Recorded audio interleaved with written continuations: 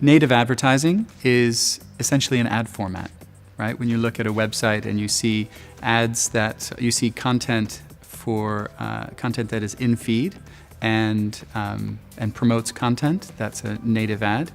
But it's really just a format. Branded content is the overall product, which includes the content page or the video and the entire program that you're putting together. Native advertising is just one promotional method. So you might also promote that content using Facebook or other content recommendation engines, organic social partnerships that you have, SEO. Native ads are just one promotional method. Premium branded content generally comes in 3 different flavors. One would be kind of sponsored editorial, where the editorial team is actually writing the content, and every publisher does this already. You get a sponsor for that content. And that's very top of the funnel, right? That's very much at the top where you're trying to promote awareness of that brand by linking it to really powerful content.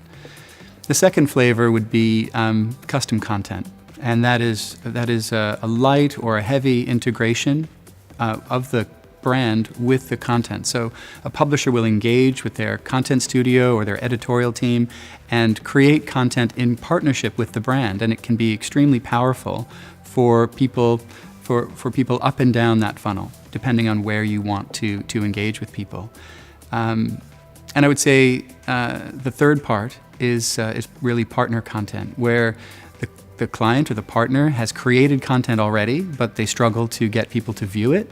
So they partner with a publisher to host that content and distribute it and get people to come view it. In each one of these cases, what ties them together is that the value for the marketer, the value for the client is in getting people to come view that content, and so it's generally priced on a cost per view basis. You price and package native advertising today based on whether you're selling it as media or you're selling the entire content program. If you're selling just the media, if you're basically running a content-flavored display ad, then you might sell it on a CPM. But if you're trying to sell an overall content package, whether it's articles, custom-written articles, you want to do that in a way that helps the agency and the marketer to compare those programs across providers. Especially if you're a publisher, you want to talk about the value of your content and your ability to create really premium packages. So it would just help to have a cost per view. And essentially a cost per view is you take the value of the overall sponsorship package and look at how many people are going to see that content, how many views will you have to that content, and then just divide. So with that cost per view, it should be easy to compare your package across other ways that marketer might want to execute that program. Metrics for native advertising and branded content have changed over time. Early on, it was simply, can you execute this, right? It would just be a sponsorship package and give me whatever metrics you have. And then they started to sell native ads as a media. And some people still do that, but you're still bringing the value of the entire content package down to the CPM. These days, more and more, it's being sold on a cost per view basis. And going forward, people are really looking at all the other metrics that help them to understand the level of interaction that the target audience is having with that content. So viewability matters quite a lot. Full plays, how long did people get through that video? So you're looking at all the different metrics you can bring to it. Cost is only part of it. You're really looking at dwell time or average time spent with that content is quite important. The first takeaway is to understand the difference between branded content and a native ad format. Let's not mix them up anymore. Let's really look at native advertising as a thing that the big platforms have now own, right? They've turned it into just a pure ad format. What that means for most publishers is declining yields, and it goes programmatic over time. You really want to understand your branded content business and how you can keep adding value to the marketer's objectives and really provide a fully premium custom product which allows publishers to get higher margins and marketers to get much better results for their campaigns. So I would say understand that. Also understand how to package and price on a cost per view basis. Cost per view is not something that most publishers are used to doing all the time. But once you look back at your past campaigns and break them down to what that cost per view really looks like, you can have a clearer understanding of how the agencies and marketers might look at the results of that campaign. And then start working on how you can start guaranteeing the right number of views and meeting those expectations. And probably the last thing is to really have a hard look at the results that you're generating and the experience that you're creating for marketers and agencies. The client really does want great results, but for the most part, they also, more importantly, they want to have a great experience in producing and delivering this campaign. Chances are the content is going to be far and away better than what they're able to do on their own.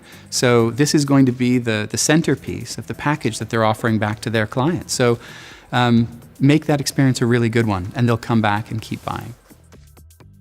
I think one really interesting thing is that the cost per view of content overall, globally, on article content is higher than it is for video content. Most people look at video and think of that as a very premium product, and it is. It takes a lot of effort and energy to make really high quality video. And yet, because there's a large social network out there who has unlimited video impressions, even though the quality might not, in fact definitely isn't as high as what publishers generally produce, the fact is the price is lower. And so it ends up depressing overall what marketers and agencies are willing to pay even for high quality video. So that's kind of surprising. Also really surprising is the difference in click-through rate from desktop to mobile. Mobile is extremely high performing. And yet when you talk to many publishers, sometimes they're not running their native on mobile at all.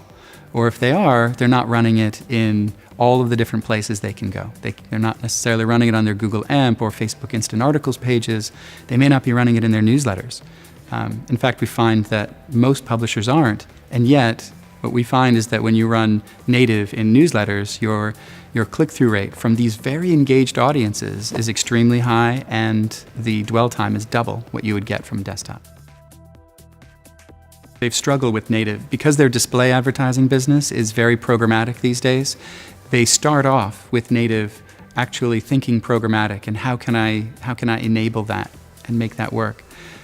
We think this is a problem for most publishers. They then have to do the hard work of building that premium branded content business. Unfortunately, there's no substitute to building out a really strong direct business with marketers. You want to have that close relationship. You want them to really understand why they should pay you a premium. You can't do that programmatically. It's just, I've spent a lot of time in my career trying to make that happen, and I find that it's a struggle that doesn't really pay off. So I would advise any publisher out there to start thinking about how to invest properly in building that direct sold business, because it's high margin and it gets you very close contact with the marketer and actually gets you closer to the user as well. So it's a way that you can grow that publishing business and get it back on track.